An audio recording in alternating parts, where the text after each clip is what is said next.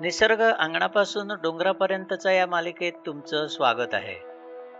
पावसाळा संपल्यानंतर हिवाळ्यात रानावनातून आणि पायवाटेने डोंगरांमधनं गवताळ वाटेने भटकणाऱ्या प्रत्येकाच्या माहितीची आणि अनुभवलेली ही एक गोष्ट आहे. गवतातून आणि रानवाटेने जाताना तुमच्या नकळत अनेक प्रकारच्या अशा बिया तुमच्या कपड्यांना, पाठीवरच्या बॅगला, मोज्यांना, केसांना अगदी सहज नकळत चिकटत असतात आणि त्या खूप टोचायला लागल्या की त्या बिया कुसं काढून टाकण्यात बराच वेळ जातो. ही असते अनेक प्रकारच्या वनस्पती आणि झाडांनी अक्कल हुशारीने आपल्या नकळत केलेली एक युक्ती. वनस्पतींचा बीजप्रसार ही एक नैसर्गिक प्रक्रिया आहे. यामागचा वनस्पतींचा उद्देश असतो आपल्या बिया मातृवृक्षापासून लांब लांब अंतरावर जाऊन तिथे रुजून आपलं वंशसातत्य आणि वसाहत टिकलं पाहिजे. या बीजप्रसाराच्या पद्धती सुद्धा निसर्गाच्या अद्भुत कलाकुसरीप्रमाणे वेगवेगळ्या रूपात प्रकट झालेल्या असतात. झाडांना काही आपल्या जागेवरनं सोडून चालता येत नसतं. मग आपल्या बियांचा दूरवर प्रसार होण्यासाठी पाणी, वारा, पक्षी, माणूस अशा माध्यमांचा कल्पक वापर त्यांनी युक्तीने केलेला असतो. वनस्पतींकडची ही हुशारी काही एका रात्रीत आलेली नसते. लाखो वर्षांच्या उत्क्रांतीतून आलेली असते आणि ह्या प्रक्रियेत पिढी दर पिढी बदल होत हे आजपर्यंत चालू आहे. अशा वनस्पती त्यांचं काम केलं म्हणून त्या बदल्यात वाहकाला कुठल्या ना कुठल्या प्रकारे मोबदलाही देत असतात. मानवाला अनेक वनस्पतींच्या स्वरूपात देतात, तर पक्ष्यांना फळांचा गोड गर खाऊ घालतात.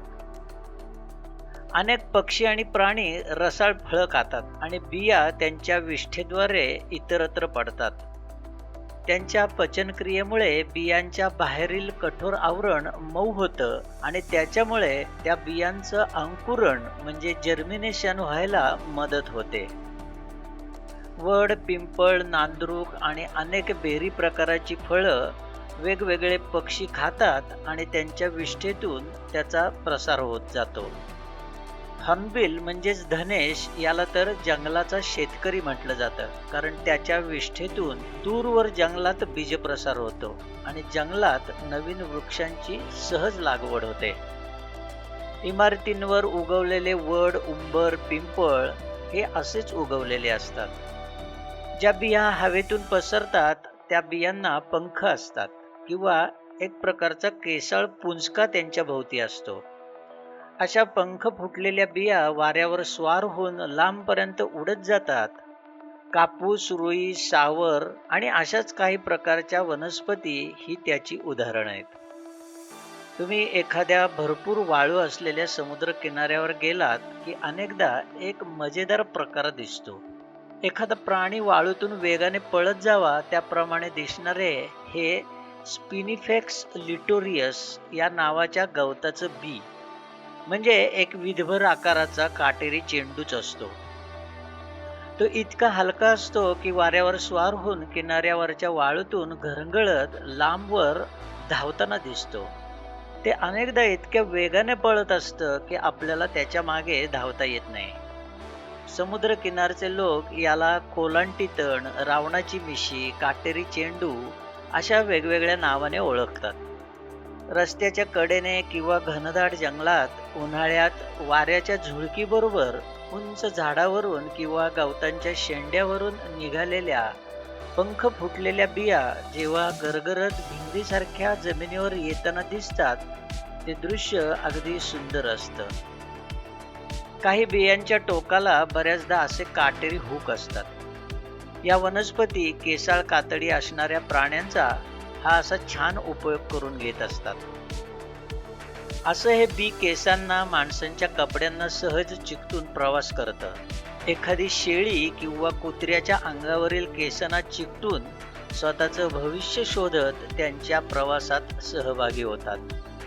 आपल्या महाराष्ट्रात गावखेड्यातल्या माणसांना असे अनेक प्रकारचे काटे असलेली बी चांगल्या प्रकारे माहिती असतं.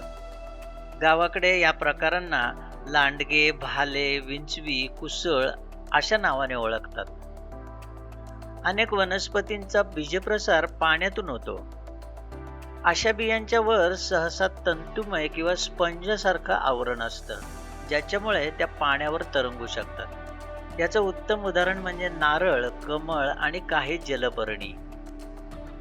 नारळाच्या वरचं कवच कितीतरी काळ खाऱ्या पाण्यात टिकतं. त्यामुळे समुद्राच्या खाऱ्या पाण्यातही नारळ मैलोनमैल पाण्यावर तरंगत जाऊन दुसऱ्या किनाऱ्यावर रुजतो. नारळाच्या एका बाजूला 3 डोळ्यांसारखे डाग असतात. त्यातले 2 कडक असतात आणि एक मऊ असतो. त्याच ठिकाणी नारळाला अंकुर फुटतो. काही वनस्पती आपल्या बिया फटाक्यासारख्या फोडून लांब वर पसरवतात. याला स्वयंप्रसार म्हणता येईल. या प्रकारात फळ पूर्ण पिकल्यावर अचानक फुटतं किंवा तडकतं आणि त्याच्यामुळे बिया जोरदारपणे बाहेर फेकल्या जातात आणि मूळ वनस्पतीपासून दूर जाऊन पडतात. शेंगा फुटताना येणारा हलकासा आवाज आणि त्याच्याबरोबर निसर्गाचा उत्सव साजरा केल्यासारखं झेपावणारं बी विखुरताना दिसणारं दृश्य ऐकण्यासाठी आणि पाहण्यासाठी मात्र आपले कान आणि डोळे तयार असायला हवेत.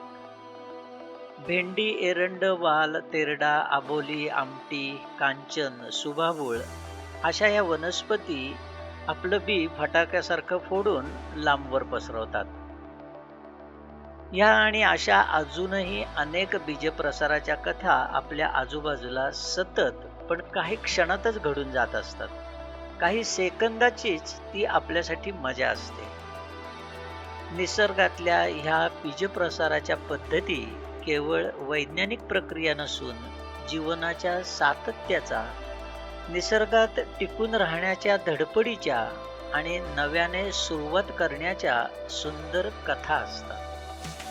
ह्या पसरलेल्या बीजांना कधी कडाक्याची थंडी, कधी उन्हाची तीव्रता, तर कधी जंगलातल्या आगीचा उष्ण स्पर्श अशात संयमाने योग्य क्षणांची वाट पाहत निश्चलपणे पडून राहावं लागतं आणि निसर्गाचा संकेत मिळताच एका नव्या प्रवासाला निघायचं असतं. हाच तो निसर्ग अंगणापासून डोंगरापर्यंतचा. धन्यवाद.